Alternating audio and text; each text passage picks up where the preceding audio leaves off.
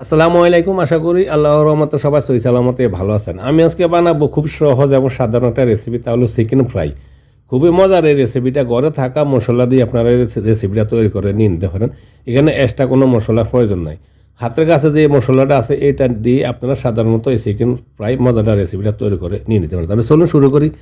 এখানে আমি 1 কেজি ওজনের একটা চিকেন নিয়ে মিডিয়াম সাইজের কয়েকটা টুকরা করে কেটে নিয়ে নিছি। তারপরে আমি নিয়ে নিব ম্যারিনেশন করার জন্য খালি একটা বল নিয়ে নিলাম। আর বলে আমি 2 টেবিল চামচ পুরো টক দই দিয়ে দিলাম। তারপরে দিয়ে দেবো সামান্য একটু আদা বাটা আর একটু দিয়ে দিলাম রসুন বাটা, মানে আদা চামচের সেই একটু কম হবে।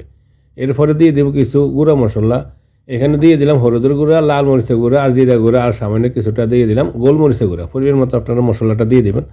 তারপরে আমি এতে দিয়ে দেবো স্বাদ মতো লবণ, আর দিয়ে দিলাম একটু অলিভ অয়েল, মানে আপনাদের কাছে অলিভ অয়েল না থাকলে সরিষার তেলটা দিয়ে দিবেন, তাহলে টেস্টটা ভালো হবে। আর একটু লেবু দিয়ে দিলাম। এখানে আমি প্রায় 1 চামচের মতো হবে লেবুর রস, একটু লেবুটা দিয়ে দিলাম। তারপর এখানে কিছুটা রেডিমেড যে চিকেন মশলা আছে না, একটা প্যাকেট করা চিকেন মশলাটা দিয়ে দিলাম। এবার আমি একটা চামচ দিয়ে ভালো করে মশলাগুলো একটু মেখে নাড়াচাড়া দিয়ে মেখে ঝুঁকে নিয়ে নিলাম। মেখে ঝুঁকে নেওয়ার পরে এতে দিয়ে দেবো চিকেন, যে চিকেন আমি নিয়ে নিয়েছি টুকরা করে কেটে। চিকেনগুলো দিয়ে ভালো করে হাত দিয়ে সেভে আমি মেখে নিব। ভালো করে সেভে মেখে নিতে হবে, যাতে করে চিকেনের ভিতরে মশলাগুলো ঢুকে। তারপর আমি 1 ঘন্টার জন্য রেখে দিব মশলাটা ম্যারিনেশন করে, যাতে মশলাটা চিকেনের ভিতরে ঢোকে। 1 ঘন্টা রেখে দেওয়ার পরে আমি 1 ঘন্টা পর চলে আসলাম চুলাতে আমি একটা প্যান বসিয়ে দিয়ে আমি পরিমাণ মতো কিছুটা তেল দিয়ে দিই। আমি বেশি তেল দিব না, অল্প তেলে আমি কিন্তু ফ্রাই করবো। এখানে ডুবা তেলে ফ্রাই করবো না, যাতে মশলাটা মানে তেলের সাথে ছুটে না যায়, তার জন্য আমি অল্প তেল দিলাম, মানে মাখা মাখা তেলে ফ্রাই করে নিব। তেল গরম হওয়ার পরে চিকেনগুলো দিয়ে দিলাম, আর এক্সট্রা যে মশলাগুলো আছে আমি হাতে একটু উপরে দিয়ে দিলাম। কিছুক্ষণ পর যখন এক সাইড হয়ে গেছে, এবার আমি চিকেনগুলো একটু উল্টে দিব, উল্টে দিয়ে অপর সাইডটাও ফ্রাই করে নিব। দেখুন কিছুটা কালার আসা শুরু করছে, সুন্দর একটা কালার এসেছে। এবার আমি উল্টে দিলাম। উল্টে দিয়ে চিকেনগুলো যাতে ভালো করে সিদ্ধ হয় ভিতরে, মানে ভিতরে ভালো করে নরম, এর জন্য আমি একটু ডাকনা দিয়ে দিব। ডাকনা দিয়ে চুলার হিটটা আমি মিডিয়ামে রাখবো।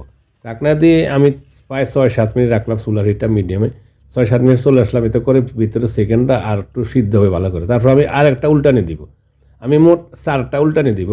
আর একটা উল্টানি দিয়ে আবারও প্রায় 4-5 মিনিটের মতন মিডিয়াম হিটে রাখলাম। বেশি হিটে রাখলে কিন্তু জ্বলে যাবে, ভিতরে হবে না। আর একটা উল্টানি দেওয়ার পরে অফ ক্যামেরা আমি আরও একটা উল্টানি দিয়ে দিছি। আমার চিকেন ফ্রাইটা অলরেডি হয়ে গেছে। দেখুন কেমন সুন্দর একটা কালার আসছে, মাশাআল্লাহ।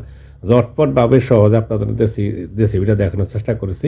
আশা করি আপনারা এরকম একটা রেসিপি, চিকেন ফ্রাইয়ের সহজ রেসিপি তৈরি করে গরম গরম ভাতের সাথে উপভোগ করতে পারেন, অথবা রুটি পরোটা দিয়ে খেতে পারেন। উপরে একটা টমেটোর ফুল দিয়ে দিলাম সুন্দর দেখানোর জন্য। আশা করি রেসিপিটা আপনাদের ভালো লাগবে। পুরো রেসিপিটা সাদা থেকে দেখার জন্য আপনাদেরকে অনেক অনেক ধন্যবাদ। সবাই ভালো থাকুন, সুস্থ থাকুন। আবার দেখা হবে ইনশাল্লাহ অন্য কোনো সময়। আল্লাহ হাফিজ।